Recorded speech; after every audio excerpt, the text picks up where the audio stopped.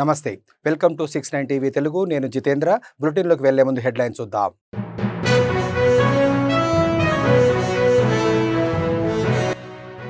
SLBC టన్నెల్లో 20వ రోజు కొనసాగుతున్న సహాయక చర్యలు. 2 రోబోలతో సెర్చ్ ఆపరేషన్ చేస్తున్న అన్వి రోబోటిక్ బృందం.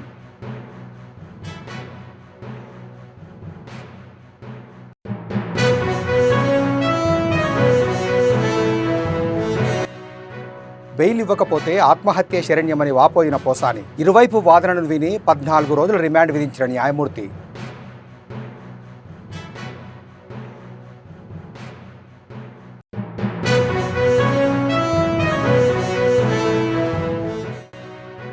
ఇందిరమ్మ ఇండ్ల నిర్మాణం పనులు వేగవంతం చేయాలి. చేరియాలలో నిర్మిస్తున్న ఇండ్లను పరిశీలించిన సంగారెడ్డి కలెక్టర్ వల్లూరు క్రాంతి.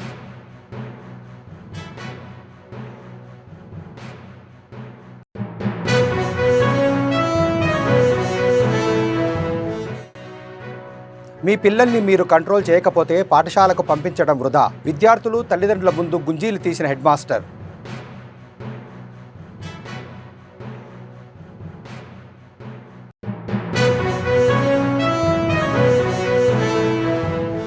ఎస్ఎల్బీసీ టన్నెల్లో చిక్కుకుపోయిన 8 మంది కార్మికులను రక్షించేందుకు చేపట్టిన రెస్క్యూ ఆపరేషన్ సరిగ్గా నేటికి 20వ రోజుకు చేరింది.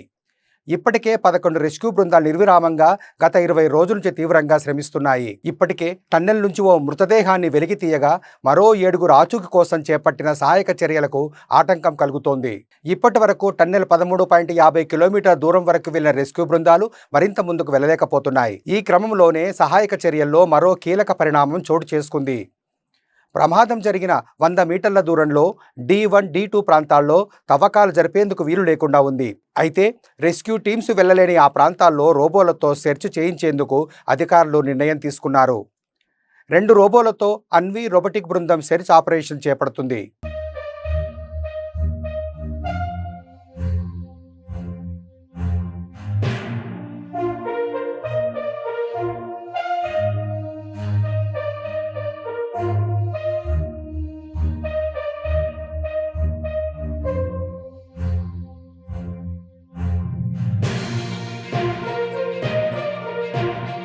సినీ నటుడు పోసాని కృష్ణమురళికి మరో షాక్ తగిలింది. డిప్యూటీ సీఎం పవన్ కళ్యాణ్, మంత్రి నారా లోకేష్ గురించి అనుచిత వ్యాఖ్యలు చేసిన కేసులో గుంటూరు కోర్టు పోసానికి 14 రోజుల రిమాండ్ విధించింది. దీంతో ఆయనను గుంటూరు జిల్లా జైలుకు తరలించారు. పోసానిపై ఇప్పటి వరకు నమోదైన అన్ని కేసుల్లో ఆయనకు బెయిల్ వచ్చింది. దీంతో ఆయన కర్నూలు జైలు నుంచి విడుదలవుతారని అందరూ భావిస్తున్న తరుణంలో గుంటూరు సిఐడి పోలీసులు ఆయనపై పీటీ వారెంట్ దాఖలు చేశారు. పీటీ వారెంట్ కొట్టివేయాలని ఆయన హైకోర్టులో లంచ్ మోషన్ పిటిషన్ వేయగా ఆ పిటిషన్ హైకోర్టు కొట్టివేసింది. మరోవైపు కర్నూలు నుంచి గుంటూరుకు పోసానిని తీసుకెళ్లిన పోలీసులు ఆయనను సిఐడి కోర్టులో ప్రవేశపెట్టారు. కోర్టులో వాదనల సమయంలో జడ్జి ఎదుట పోసాని బోర్న విలపించారు. తన ఆరోగ్యం బాగోలేదని, బెయిల్ ఇవ్వకపోతే ఆత్మహత్య శరణ్యమని వాపోయారు. ఇరువైపు వాదనలు విన్న జడ్జి పోసానికి 14 రోజుల రిమాండ్ విధించారు.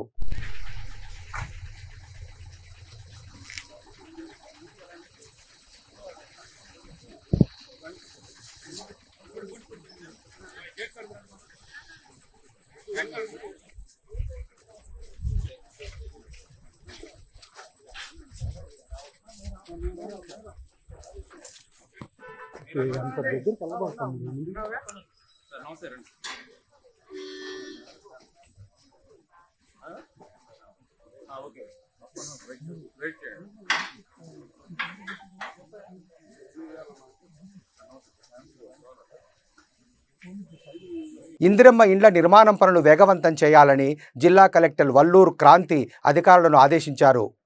బుధవారం కంది మండలం చేరియాల్లో నిర్మిస్తున్న ఇందిరమ్మ ఇండ్లను కలెక్టర్ పరిశీలించారు. గ్రామంలో ఇందిరమ్మ ఇండ్ల నిర్మాణం పనులు వేగంగా సాగుతున్నట్టు తెలిపారు. కంది మండలంలో పైలట్ ప్రాజెక్టుగా చేరియాల గ్రామాన్ని ఎంపిక చేసినట్లు కలెక్టర్ తెలిపారు. గ్రామం పైలట్ ప్రాజెక్టుగా ఎంపిక కావడంతో జిల్లా స్థాయి అధికారుల నిఘా ఉంచి పనులు వేగవంతంగా జరిగేలా చూస్తున్నట్టు తెలిపారు. గ్రామంలో 65 ఇళ్లు మంజూరు చేయగా 12 ఇళ్లు బేస్మెంట్స్ స్థాయిలో ఉన్నట్టు, ప్రస్తుతం 3 ఇండ్లు నిర్మాణ స్థాయిలో ఉన్నట్లు అధికారులు తెలిపారు. ఈ సందర్భంగా పనుల నాణ్యత, నియమ నిబంధనలు పాటించాలని కలెక్టర్ ఆదేశించారు. 150 స్క్వేర్ ఫీట్ వరకు ఓకే అంటున్నారు కదా, ఇంకా పెద్ద కట్టుకుంటామంటే ఎంత కట్టుకోవాలనుకుంటున్నారు? అంటే ఇప్పుడు ఇనిషియల్ మొబిలైజేషన్ క్లియర్ చేస్తామని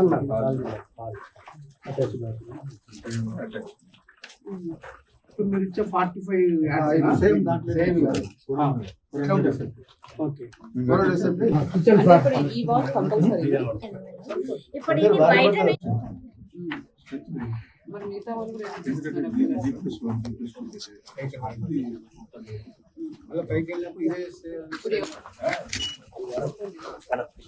విజయనగరం జిల్లా బొబ్బిలి మండలం పెంట జిల్లా పరిషత్ ఉన్నత పాఠశాలలో విచిత్ర సన్నివేశం చోటు చేసుకుంది.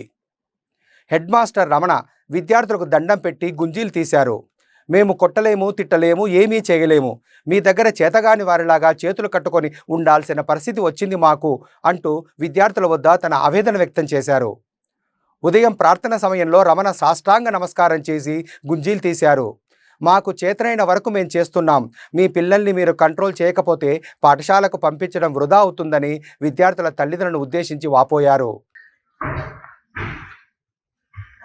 మేము కొట్టలేము, తిట్టలేము, ఏమి చేయలేము, మీ దగ్గర చేతగానేలో చేతులు కట్టుకుని ఉండాల్సిన పరిస్థితి వచ్చింది మాకు. అంటే ఇంత చెప్తున్నా కూడా ఒకటిలో ప్రవర్తనలో మార్పు లేదు, ఒక చదువులో మార్పు లేదు, ఒక రైటింగ్ స్కిల్ లేదు, రీడింగ్ స్కిల్ లేదు. అసలు ఏంటి ప్రాబ్లం? మీదా మాదా? మాదేనా? మాదైతే చెప్పండి. మీ అందరికి చిన్న దండం పెట్టి పడుకుని పెట్టి పెట్టేస్తాను. మీ అందరికి దండం పెట్టేసి వదిలేస్తున్నాం.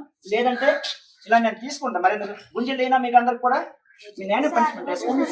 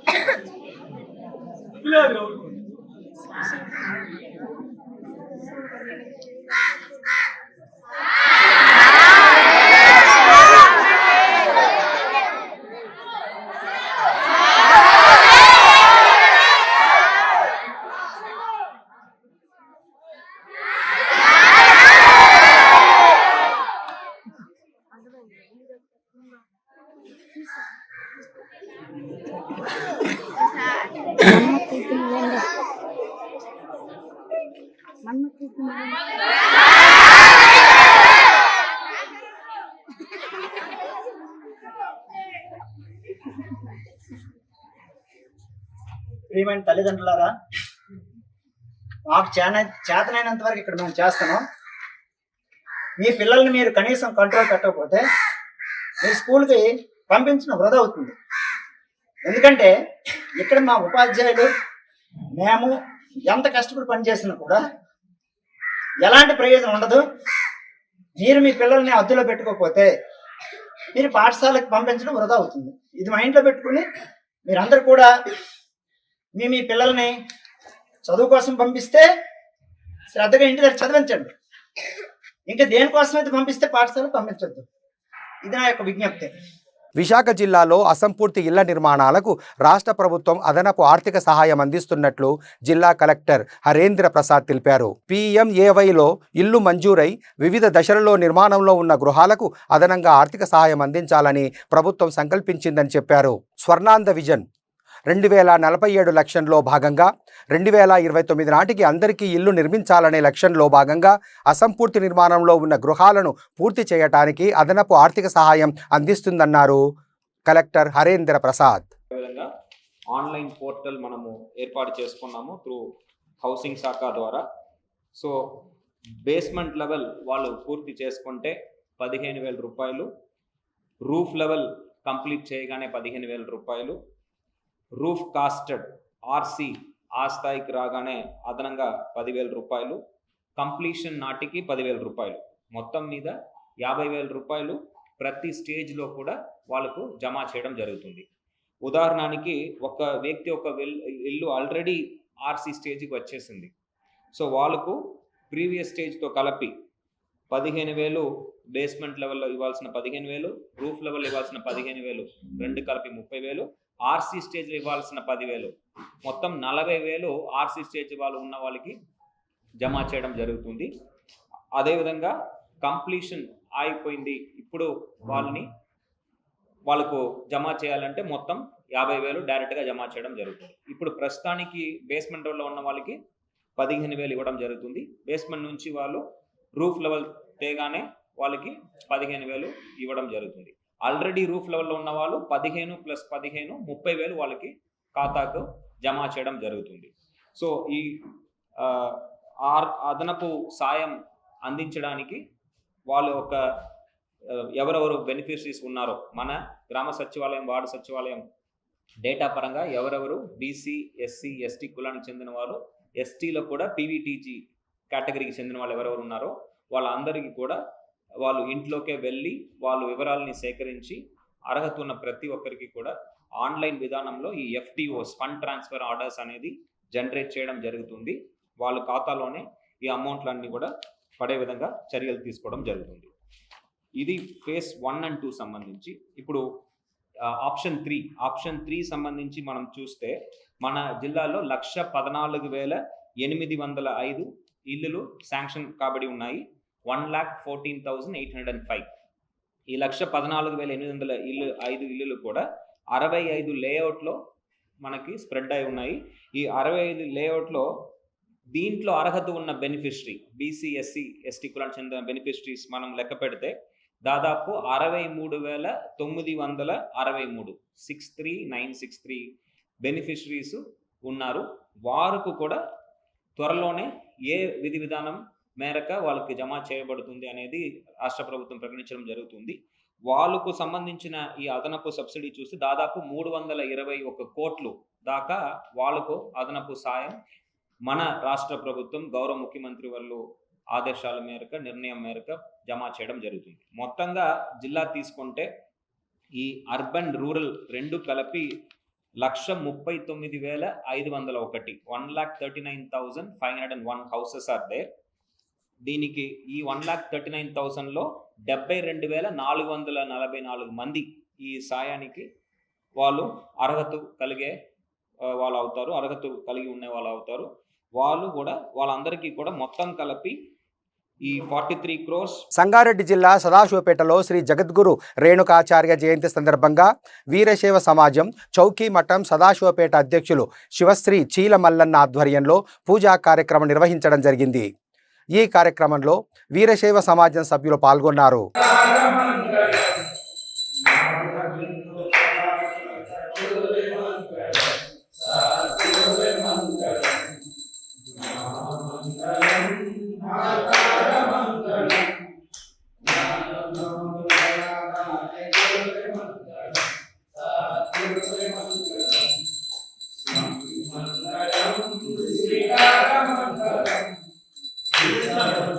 ఫోటో తీస్తున్నా, వీడియో తీస్తున్నా.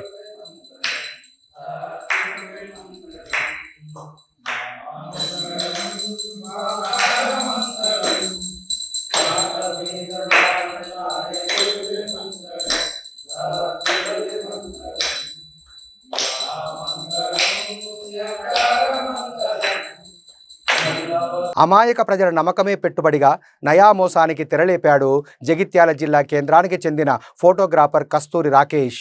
మెటా ఫౌండ్ అనే ఆన్లైన్ సంస్థలో పెట్టుబడి పెడితే లక్షకు రోజుకు 2,000 లాభం వస్తుందని నమ్మబలికాడు. మొదట్లో కొందరికి నమ్మకం కలిగేలా వ్యవహరించాడు. నిజమేనని భావించిన అమాయక ప్రజలు వందలాది మంది లక్షలాది రూపాయలు ఆన్లైన్లో పెట్టుబడి పెట్టారు. ఒకరు కాదు, ఇద్దరు కాదు, జిల్లా వ్యాప్తంగా 1,200 మంది వరకు పెట్టుబడి పెట్టినట్టు తెలుస్తోంది. కొడిమ్యాలకు చెందిన 10 మంది 70 లక్షల వరకు పెట్టుబడి పెట్టారు.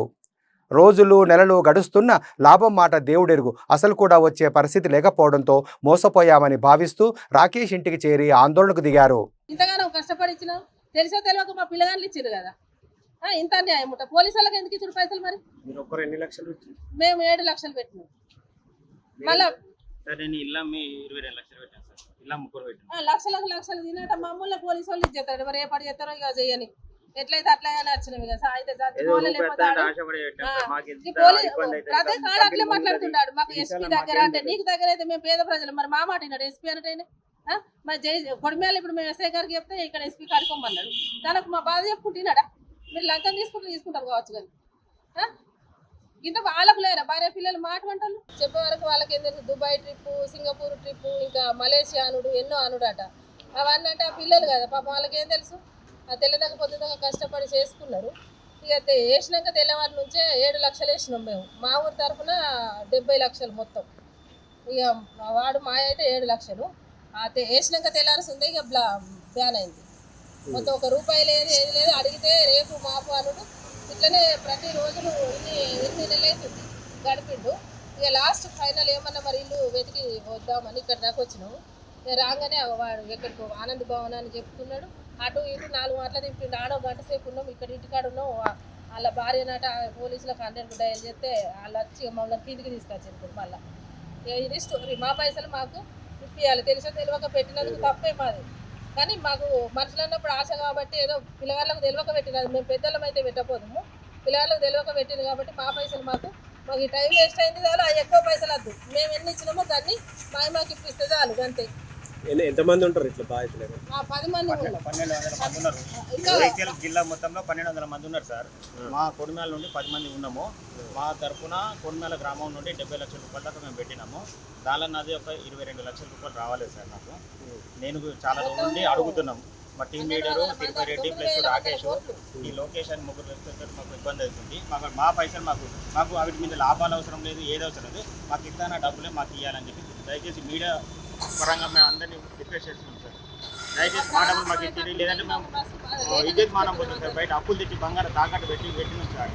ఇలాంటి పరిస్థితులు రాకుండా జర ఎస్పీ గారు, డిఎస్పీ గారు, సిఐ గారు అందరు చొరవ తీసుకొని మా పైసలు మాకు ఇచ్చేయాలని కోరుతున్నాం. ఎంతమంది? మా ఊర్లో 10 మంది. ఇక్కడ మాత్రం జగిత్యాల జిల్లా లెవెల్గా ఈ మేటపండు ప్రో తరపున 1200 మంది టీం ఉన్నారు సార్. 1200 హైదరాబాద్ ఓల్డ్ సిటీలో చిన్న వివాదం విషాదంగా మారింది.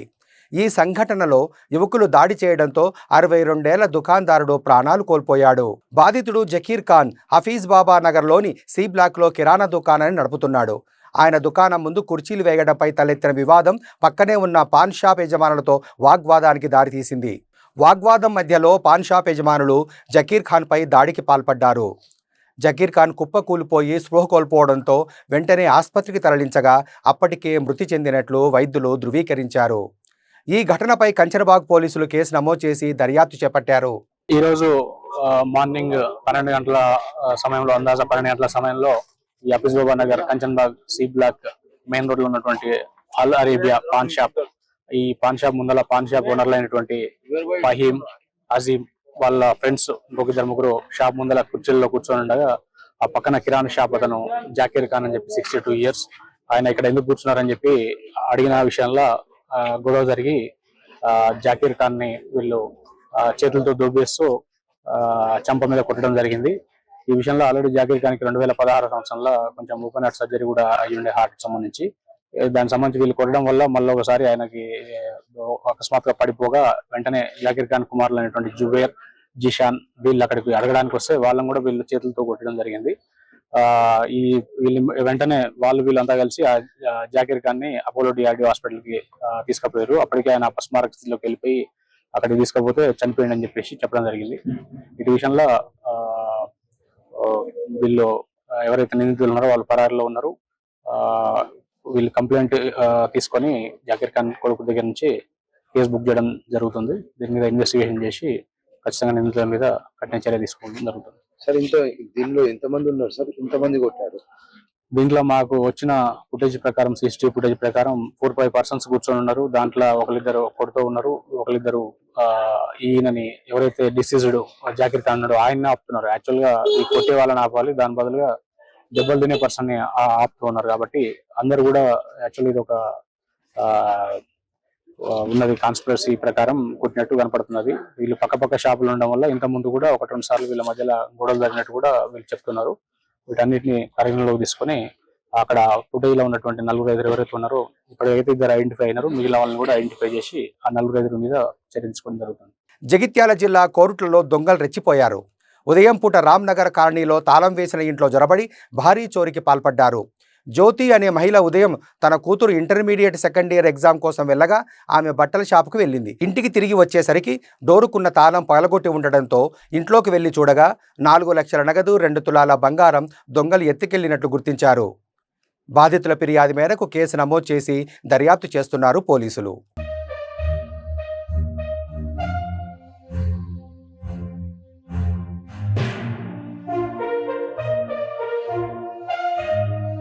కురుట్ల రామ్నగర్. అయితే నేను పొద్దున 8:30కి మా ఇంటికి తాళాలు వేసి పాపకి ఎగ్జామ్ ఉంది, inter first year second year exam రాస్తుంది పాప. ఆమెను అక్కడ డ్రాప్ చేసేసి నేను షాప్కి వెళ్ళిన. ఇంట్లో 4 lakhs అట్లా నగదు ప్లస్ ఏంటంటే 2.5 తులాలు చిన్న చిన్న ఐటమ్ అట్లా ఉండే. అవన్నీ పెట్టేసుకొని వెళ్ళిన. పైన రెంట్ వాళ్ళు కూడా ఉన్నారు. వాళ్ళు ఇక్కడ ఊరికి వెళ్ళిండ్రు. ఇవల్ల 10:30కి అట్లా ఊరికి వెళ్ళిన తర్వాత 10:30 వరకు అసలు వాళ్ళు ఇంట్లో ఉన్నారు. తర్వాత ఒక 12:30 దాకా ఇంట్లో ఎవరు లేరు. 12:30కి పాప వచ్చేసరికి తాళాలు 2 వలగొట్టున్నాయి. బయట గేట్ ఇది తాళం అట్లనే ఉంది. లోపల డోర్ది ప్లస్ బెడ్రూమ్లో కూడా నేను డబ్బులు ఉన్నాయి కాబట్టి బెడ్రూమ్ కూడా తాళం వేసిన. ఆ తాళం కూడా వలగొట్టి మొత్తం చిందరవందరగా బట్టలన్నీ చిందరవందర వేసి అన్నీ మొత్తం ఐటమ్స్ అన్నీ వడగొట్టేసి అమౌంట్ తీసేసుకున్నారు, గోల్డ్ తీసేసుకున్నారు. ఇంకేం వేరే రూమ్లలో ఏం జరగలేదు. అవి అమౌంట్ దొరకగానే వాళ్ళు వెళ్ళిపోయినట్టున్నారు. 4 లక్షల అమౌంట్ నేను వేరే దగ్గర కట్టేది ఉంటే తీసుకొచ్చిన. ఈరోజు కట్టేది ఉంది సార్.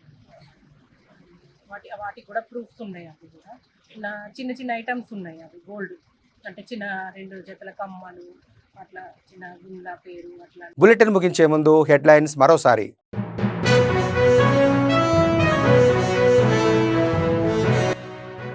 ఎస్ఎల్బీసీ టన్నెల్లో 20వ రోజు కొనసాగుతున్న సహాయక చర్యలు. 2 రోబోలతో సెర్చ్ ఆపరేషన్ చేస్తున్న అన్వి రోబోటిక్ బృందం.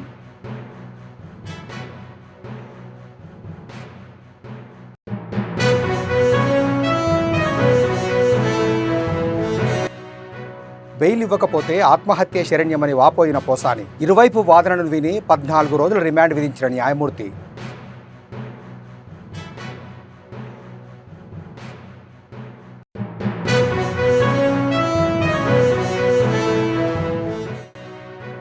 ఇందిరమ్మ ఇండ్ల నిర్మాణం పనులు వేగవంతం చేయాలి. చేరియాలలో నిర్మిస్తున్న ఇండ్లను పరిశీలించిన సంగారెడ్డి కలెక్టర్ వల్లూరు క్రాంతి.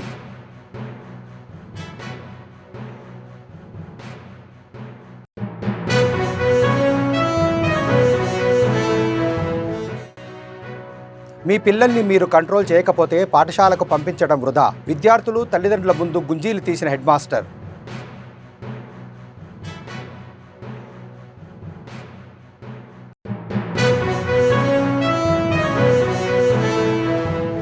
మరిన్ని అప్డేట్స్ కోసం చూస్తూనే ఉండండి 69 టీవీ తెలుగు.